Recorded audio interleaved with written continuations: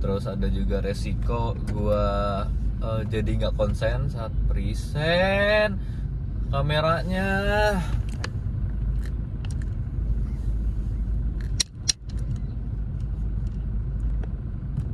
Kok nggak ini sih, nggak kenceng. Jadi ke arah mana itu tadi ya? Ya udah, nanti berarti harus di-cut.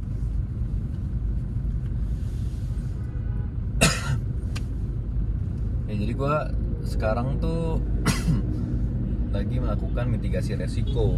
Salah satu implementasi mitigasi resiko. Nah, kenapa gue bilang mitigasi resiko? Karena gue itu hari ini ada meeting jam 9 pagi. Nah, meeting itu juga lumayan penting, sama bapak-bapak penting juga gitu di kantor. Nah, kenapa gue bilang mitigasi? Karena gue hari ini tuh berangkat lebih cepat daripada biasanya. Kalau biasanya kan gue berangkatnya jam 8-an ya, berangkat jam 8-an. Nah, kalau sekarang tuh gue berangkat jam 7.35 kayak tadi dari rumah.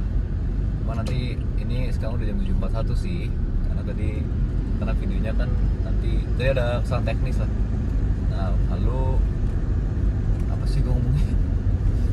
Nah itu kenapa gue bilang mitigasi risiko, karena di meeting ini, di hari ini jam 9 pagi itu kan pagi meetingnya penting juga. Nah, resiko yang terjadi itu adalah resiko gue pertama telat.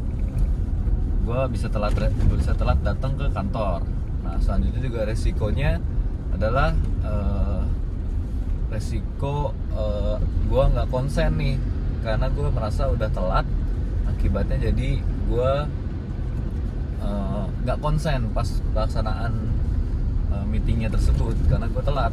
Ini kenapa koneng gitu sih? Kayak gitu. Jadi untuk memitigasi resiko telat tersebut, nah atau resiko macet gitu ya, macet kan berakibat telat gitu. Nah itu jadi gue berangkat lebih pagi. Jadi jam 7.35 tadi gue berangkat, jadi biar sampai kantor jam 8 insya Allah. Terus lalu bisa siap-siap, bisa siapin materi, bisa tanya-tanya lagi sama departemen terkait yang datanya itu gue minta untuk gue olah dan gue tampilkan di meeting tersebut gitu. Jadi ya bisa lebih chill lah. Nah kan nih kayak gini nih sekarang 7.43 di keluaran mana nih? Keluaran Senayan ya. Mau yang keluar Senayan itu macet nih. Biasanya sih macetnya tuh dari itunya tuh dekat halte JCC Senayan. Cuman ini udah macet nih tumben, entah kenapa. Nah ini termasuk resiko nih, ya kan? Resiko itu adalah suatu hal yang dapat terjadi dan mengakibatkan kerugian dari tujuan kita. Jadi kan tujuan gua kan mau meeting. Nah resikonya apa? Resikonya macet. Terus jadinya akibatnya apa? Telat. Kalau akibatnya telat, gue bisa jadi nggak konsen pas present, jadi nggak bagus presentnya. Nah cara mitigasinya gimana? Gue berangkat lebih pagi. Jadi kalau misalnya gue berangkat normal kan jam 8-an, ya itu resikonya semakin besar gitu. Tingkat kemungkinannya tuh besar dan dampaknya jadi besar. Kalau misalnya gue sekarang kan gue tuh melakukan suatu langkah yang dinamakan mitigasi resiko. Jadi gue meminimalisir gimana caranya kemungkinan itu tidak terjadi gitu. Karena di resiko itu ada kebagi dua, yaitu tingkat kemungkinan dan juga tingkat dampak. Intinya dari situ. Jadi resiko itu kan resiko itu bisa terjadi dua ya, kuantitatif, kualitatif gitu. Cuman emang cara menilai sebuah resiko itu tidak hanya dengan deskriptif atau kualitatif, tapi bisa juga kuantitatif. Nah, salah satu caranya gimana? Bisa melakukan self assessment atau penilaian sendiri, atau juga bisa dinilai juga oleh pihak ketiga gitu. Cara menilai resiko, dan resiko itu bisa dikuantifikasi. Kayak misalnya sekarang gitu ya, resiko macet gitu. Nah, itu bisa dihitung sebenarnya. Jadi nggak cuma dijabarkan dengan kata-kata deskriptif. Kayak misal jadi kalau mau buat tingkat kemungkinan, tingkat dampak itu harus dibuat dulu sebelumnya itu namanya peta resiko atau risk heat map. Nah kalau risk heat map itu jadi tabelnya itu yang atas itu adalah dampak gitu, yang bawah itu kemungkinan gitu. Sumbu apa, kalau sumbu ke atas tuh Y ya, sumbu Y nya itu adalah dampak, sumbu sampingnya X, sumbu X nya itu adalah tingkat kemungkinan. Nah jadi kalau biasa sih yang common practice-nya, kalau yang gue tahu dan gue pernah alami itu dibuat skala 1 sampai 5 gitu. Jadi skala 1 misal tingkat kemungkinannya itu dari rendah, terus nomor 2 itu rendah, tingkat kemungkinan rendah, terus tingkat nomor 2 itu misalnya dapat terjadi, terus nomor 3 itu cukup sering terjadi, nomor 4 itu sangat sering terjadi, dan nomor 5 itu pasti terjadi gitu. Kalau dampak bisa nomor 1 misalnya tidak berpengaruh, nomor 2 di skala nomor 2 itu berpengaruh kecil, nomor 3 itu berpengaruh, nomor 4 sangat berpengaruh, dan nomor 5 itu sangat berpengaruh gitu. Atau misalnya bisa mengakibatkan bencana gitu, bencana untuk perusahaan maksudnya gitu. Nah itu dibuat tuh skala 1 sampai 5. Jadi kalau misalnya nanti pas melakukan penilaian gitu, kayak misalnya sekarang tingkat kemungkinan resiko macetnya berapa. Kalau weekday nih, di weekday terus di jam tertentu, nah itu mungkin tingkat kemungkinan macetnya ya 4 lah gitu. Jadi kayak hampir terjadi gitu kan, sering terjadi itu di weekday di jam sekian ini, jam 7 sampai jam 9 ini bakal macet. Nah itu berarti tingkat kemungkinan 4. Nah kenapa gue juga bisa menentukan 4? Karena sebenarnya untuk menentukan tingkat kemungkinan itu ada juga kriterianya. Jadi kayak kriteria yang dimaksud sangat sering itu gimana sih gitu. Sangat sering misalnya nanti di keterangan tabelnya gitu, kalau bisa dibuat itu, ini mungkin masih ngomong-ngomong doang ya. Nanti kalau misalnya itu mungkin gue akan coba buat materi atau ngambil materi gitu dari sumber-sumber yang bagus, referensi juga akan ditampilkan. Nah kalau itu tuh buat tingkat kemungkinan tuh harus ada kriterianya dulu. Jadi misalnya kalau sering terjadi itu kayak gimana? Sering terjadi misalnya di weekday gitu. Nah berarti kalau udah pasti resiko ini bisa terjadi di weekday, mungkin terjadi di weekday, berarti dia masuknya ke kategori 4 gitu. Atau misalnya berangkat jam 7, di antara jam 7, rentan waktu jam 7 sampai jam 9. Nah itu berarti bisa jadi masuk ke 4 gitu. Atau contohnya kalau misalnya tingkat kemungkinannya rendah gitu ya, tidak pernah terjadi misal gitu skala 1-nya. Nah itu mungkin kriteria tidak pernah terjadinya itu apa? Misal di hari Sabtu jam 5, rentan waktu jam 5 sampai jam 6 pagi. Nah itu kan kayak tingkat kemungkinan macetnya rendah lah gitu. Kayak jadi dia bisa masuk ke kategori 1. Kalau sekilas sih gitu ya contoh tingkat kemungkinan dan kriterianya. Nah kalau misalnya dampak, misal dampaknya kayak sekarang gitu, gue bisa gara-gara resiko macet ini gue bisa telat. Nah akibat dari macet ini kan, jadi gue bisa telat nih pas meeting ini. Nah itu kan kalau misalnya telat dan meetingnya misalnya, apalagi meetingnya dengan meeting penting dan juga dengan orang-orang penting, bahasanya penting. Nah itu kan tentu bisa dong masuk ke kriteria yang berdampak parah gitu, bisa masuk ke kategori 4 bahkan 5. Karena kalau misalnya resiko itu terjadi, boom kan, kayak ya semua ya jadinya gagal gitu, meeting itu bisa gagal, reputasi gue juga bisa jelek, kayak wah ini anak telat gimana sih padahal meetingnya penting gitu, masa nggak bisa memitigasi. Nah makanya gue di sini berusaha juga sih kayak untuk melakukan mitigasi. Nah itu juga termasuk tuh kriteria dampak. Misalnya kriteria dampaknya gimana nih kalau gue telat gitu, telat meeting terus meetingnya nggak ada yang bawain, atau meetingnya nanti gue walaupun meeting jadi telat, nah itu kan dampaknya parah. Nah makanya bisa masuk ke 4 atau 5. Nah dari peta risiko itu kalau misalnya kebayang ya, misalkan tadi tingkat kemungkinan 4, tingkat dampaknya misalnya 5. Nah itu tuh sama, itu menggunakan perkalian biasa. Jadi tingkat kemungkinannya berapa, tingkat dampaknya berapa, itu dikalikan, nanti ketemu tuh angkanya kan, 4 kali 5 20. Nah itu 20 tuh masuk ke kotak mana. Jadi kita itu buat sebuah risk heat map, itu berarti ada 5 5 kali 5, misalnya skala 1 sampai 5 ya. Berarti ada 5 kali 5 kotak gitu. Sebuah tabel yang berisikan 25 kotak yang di dalamnya itu berisikan hasil perkalian dari tingkat kemungkinan dan dampak. Nah, tingkat kemungkinan dampak itu juga nanti tuh ada namanya risk appetite, risk tolerance gitu. Jadi nanti tuh penggambarannya kalau hasil perkalian itu kan nanti kan ada 1 sampai 5 tuh. Nah, itu setiap kotak itu diisi tuh. Kalau 1 kali 1 berapa, terus 1 kali 2 berapa, 3 kali 5 berapa gitu-gitu. Jadi sampai 25 kotak. Ada 25 penilaian resiko yang bisa didapatkan gitu dari perhitungan tingkat kemungkinan kali tingkat dampak.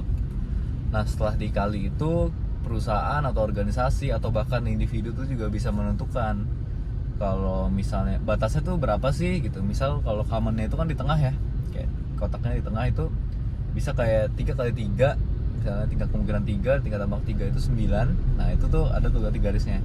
Dan biasanya risk map itu diberi warna dari yang kalau yang paling rendah itu ya hijau, terus kalau yang parah kan berarti kalau 5 kali 5 ya, 5 kali 5 kan nilainya 25, tingkat dampaknya tinggi, tingkat kemungkinannya tinggi, berarti yaitu tinggi 25 gitu. Itu kan sangat dihindari. Jadi itu pasti di luar risk tolerance sama risk appetite.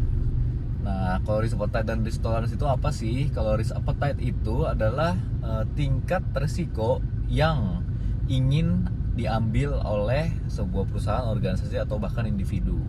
Secara sekilas sih seperti itu. Jadi mereka tuh mau menentukan resiko yang mereka ambil tuh kayak gimana sih, mau resikonya seperti apa gitu. Appetite kan, keinginan gitu. Maunya kayak gimana. Nah, kalau misalnya risk tolerance itu toleransi resiko ya, itu adalah tingkat resiko yang masih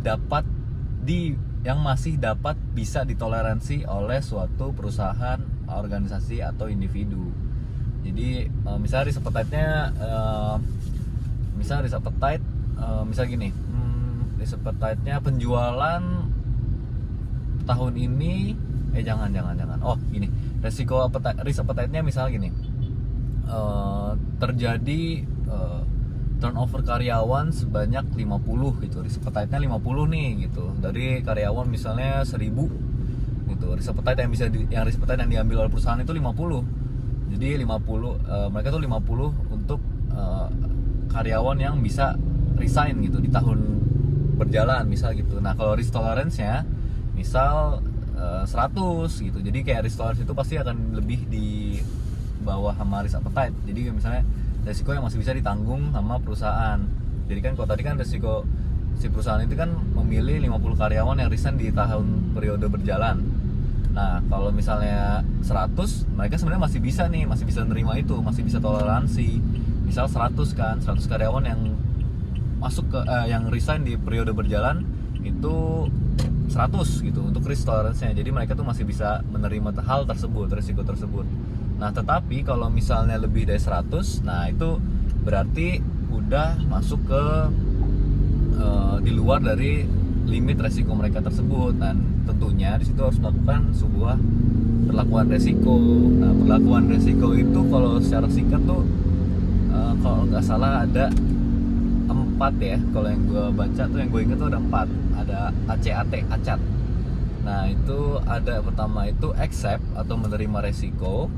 Nah, itu salah satu evaluasi resiko yang dilakukan suatu organisasi ya. Nah, itu habis itu C itu kalau nggak salah kontrol. Jadi mengendalikan resiko tersebut gitu. Diberi kontrol, diberi suatu pengendalian terhadap resiko tersebut. Nah, kalau yang A itu adalah avoid. Jadi menghindari resiko. Nah, kalau menghindari resiko itu seperti apa? Kalau contoh simpelnya sih ya, misalnya mau jualan, misalnya gini nih, misalnya hari ini gitu. Kalau gua mau meeting, nah resikonya ada resiko macet. Akibatnya bisa telat dan tidak konsen membawakan materi meeting, gitu kan misalnya ya. Nah, perlakuan yang bisa gua lakukan selain mitigasi itu ya, kalau misalnya satu dari acet itu kan avoid. Jadi gue bisa aja menghindari resiko tersebut. Cara menghindarinya gimana? Ya nggak masuk. Gitu sih. Jadi kayak untuk menghindari resiko macet itu ya udah gue mendingan nggak usah masuk. Kalau gue nggak usah masuk kan nggak ada resiko dong gitu. kayak jadi nggak ada resiko macet gitu. Jadi gue ya misal izin gitu sama atasan kayak Pak saya sakit gitu. Nah itu kan jadinya resikonya nggak terjadi. Jadi avoid the risk. Nah yang keempat itu adalah transfer. Nah kalau transfer itu satu perlakuan risiko yang kayak, jadi kayak transfer risiko itu kayak contohnya asuransi. Nah asuransi itu termasuk transfer risk. Kayak misalkan asuransi mobil gitu. Asuransi mobil kan kayak misalnya kalau kecelakaan atau ada damage di mobilnya, ada kerusakan. Nah itu tuh biasanya yang common itu adalah ditransfer resikonya. Transfernya itu gimana? Caranya adalah membeli asuransi. Jadi kita tuh beli asuransi itu kan kayak supaya kita bayar nih premi. Nah misalnya kalau mobil kita kenapa-napa, lecet, rusak, ditabrak gitu. Nah itu tuh kita transfer ke perusahaan asuransi. Jadi kalau misalnya resiko itu kan termasuk resiko ya, kayak resiko mobil kita rusak gitu. Nah itu tuh bisa kita asuransikan. Jadi kalau misalnya mobil kita rusak atau resiko itu terjadi, ya perusahaan wajib untuk membayarkan klaim gitu. Maksudnya si customer tuh bisa klaim. Jadi perusahaan itu wajib membayarkan kerugian yang dialami oleh si nasabah gitu. Sesuai dengan perjanjian juga ya. Karena kan kalau di asuransi itu ada perjanjiannya, ada namanya tuh polis. Nah itu tuh di situ ada ketentuannya tuh kayak gimananya. Detailnya ya banyak lah. Detail dari polisnya tersebut itu disesuaikan. Jadi itu tuh ada 4 AC, AT gitu sih. Itu kan masuk yang gue lakuin tuh mitigasi. Jadi itu lebih ke ya resikonya mau diapain sih gitu. Makanya kayaknya sih gue lupa sih apa mitigasi itu termasuk ya kayak itu. Apa ada 5 gitu. Kalau nggak salah sih baru gue pelajari itu ada 5. Jadi mitigasi itu juga termasuk gitu. Termasuk perlakuan resiko, evaluasinya. Nah kalau resiko itu, kalau misalnya resiko terjadi ya itu biasanya ada mirip dengan yang dilakukan audit ya. Audit internal itu bisa ada rencana tindak atau rencana tindak lanjut. Jadi kalau resiko terjadi ya mau bagaimana gitu, kan udah terjadi resikonya, kerugiannya sudah ada, dampaknya udah ada. Nah salah satunya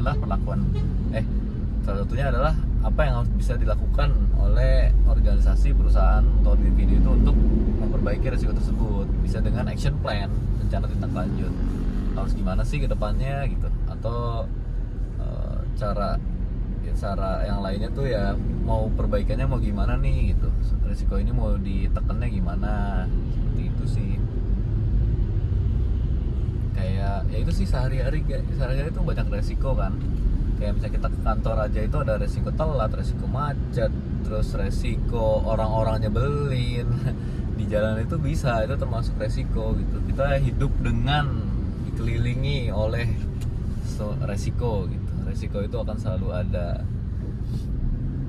Makanya ya bagaimana kita melakukan mitigasi, bagaimana kita melakukan planning, strategi, pelakuannya itu sangat berpengaruh sih. Kayak itu sangat penting gitu. Makanya juga kalau di perusahaan-perusahaan itu setahu gue sih udah mulai banyak juga kan dari tahun sekian itu departemen manajemen risiko gitu. Walaupun mungkin ada yang belum berdiri sendiri, jadi masih dirangkap oleh jabatan lain. Nah itu sekarang sih menurut gue sih udah mulai banyak dan udah mulai pada aware tentang resiko itu. Jadi emang resiko, setahu gue sih resiko itu, manajemen resiko itu masih termasuk ilmu yang baru. Jadi masih sangat berkembang, masih sangat dibutuhkan. Terus juga yang gue tahu sih gak cuman departemen manajemen resiko atau fungsi manajemen resiko yang harus bisa mengerti resiko gitu. Karena kalau setahu gue tuh ada juga namanya 3 lines of defense, itu juga sesuai ISO. Setahu gue sih POJK itu nomor 44 juga menerapkan ya. Jadi ada 3 lines of defense. Nah itu tuh ada 3 lapis di suatu perusahaan organisasi itu yang ada 3 lapis pertahanan yang dilakukan. Tapi kayaknya kalau nggak salah tuh udah berubah, bukan 3 lines of defense tapi 3 lines concept kalau nggak salah. Nah itu jadi setiap yang baris pertama itu adalah lini paling depan. Itu biasanya tuh ke fungsi bisnis, fungsi operasional. Nah itu tuh biasanya nomor satu gitu. Kalau line nomor dua itu seperti manajemen resiko, kepatuhan gitu. Nah itu tuh setahu gue sih itu ini ya, masuk ke line nomor dua. Nah line nomor tiganya itu line teraudit.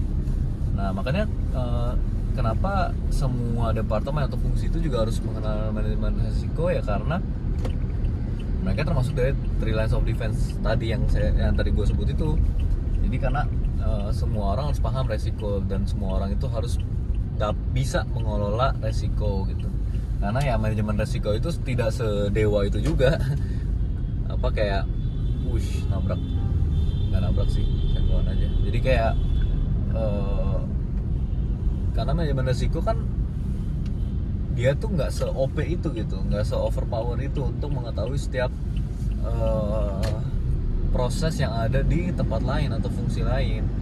Tapi memang kalau manajemen risiko itu dapat memberikan konsultasi, diskusi kepada line pertama atau line, bahkan juga line ketiga, line kedua gitu. Tapi memang untuk pengelolaannya, penilaiannya itu sebenarnya utamanya dilakukan oleh first line, fungsi bisnis atau operasional, garda terdepan lah kalau misalnya kita sebut itu ya dalam suatu perusahaan organisasi. Nah, manajemen risiko dan juga kepatuhan itu fungsinya adalah mengawasi dan juga mengelola secara makro gitu, secara makro perusahaan atau organisasi untuk melakukan pengelolaan manajemen risiko, pengelolaan kepatuhan gitu. Tapi kalau untuk rincian detailnya pengelolaan dan yang pasti tahu resiko itu kan yang pasti adalah fungsi bisnis itu sendiri gitu, di tempatnya mereka sendiri. Even manajemen risiko gitu dengan namanya manajemen risiko tidak pasti tidak tahu secara mendetail bagaimana proses yang ada di dalam fungsi atau fungsi atau departemen. Jadi memang dibutuhkan juga sih komunikasi itu ya. Kalau nggak salah tuh nanti mungkin kita bahas ya mengenai ISO 31000. Itu ada komunikasi dan juga konsultasi itu masuk ke dalam proses manajemen risiko. Itu memang penting juga dilakukan gitu, karena komunikasinya, kalau misalnya komunikasinya nggak jalan ya manajemen risikonya nggak jalan juga gitu. Jadi penerapannya nanti nggak bisa jadi nggak efektif.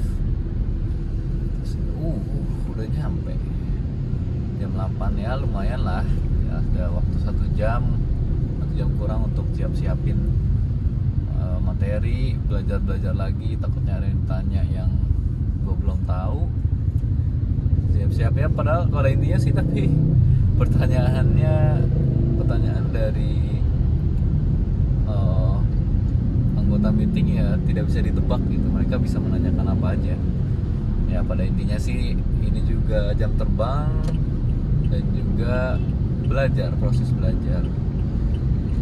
Karena kan kita kalau dalam hidup itu harus belajar, berkembang gitu. Jadi tujuannya adalah belajar dan berkembang. Selalu belajar untuk ya supaya maju. Gitu sih ya. Kita harus terus belajar, berkembang.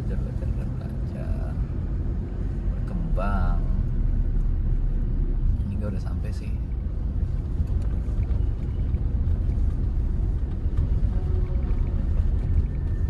Ini ada e-tollnya nggak ya?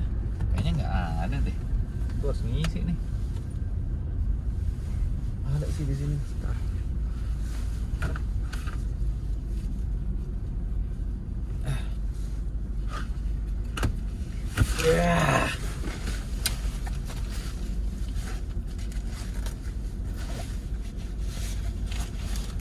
Tenang, gue punya.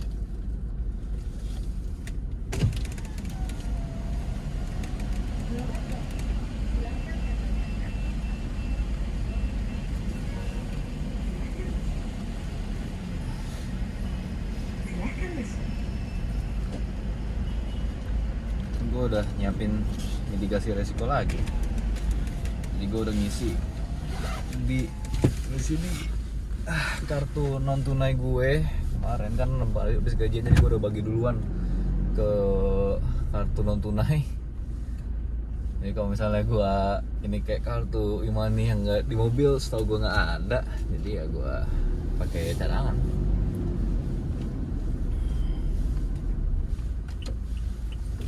Kita ini depan nih.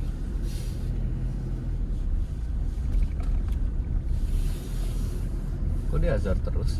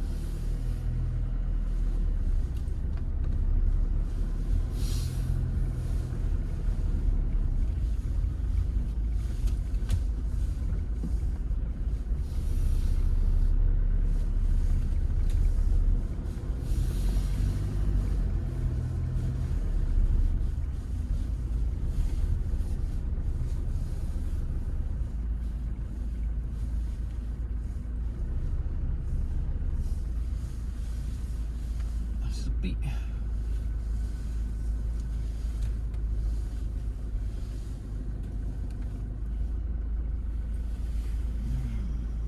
Oke, bisa sih.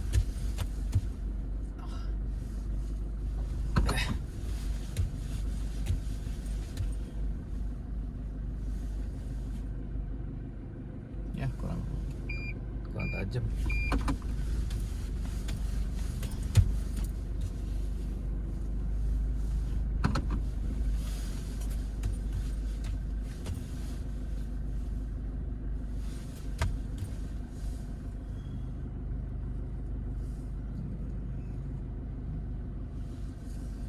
Jelek deh parkir gue.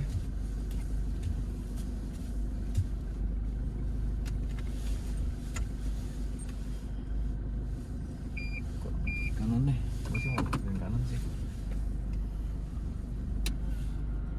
Shush.